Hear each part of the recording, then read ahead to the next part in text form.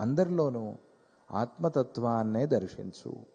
సర్వభూతస్థమాత్మానం సర్వభూతాని చాత్మని. అది అన్నిటిలోనూ అందరిలోనూ ఉన్నటువంటి ఆత్మని, అన్నిటినీ అందరినీ తనలోనే ఉంచుకున్నటువంటి ఆత్మని. ఇది విశేషం. ఇక్కడ చాలా జాగ్రత్తగా గమనించాలి. భగవంతుడు చెప్పిన మాట నిజంగా ధ్యానానికి ఇదొక్క మాట చాలు.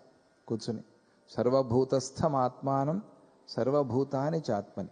ఇది సమకాలంలో ప్రత్యేకంగా కాదు, ఈ రెండు మాటలు కూడా సమకాలంలో అనుభవానికి రావాలి.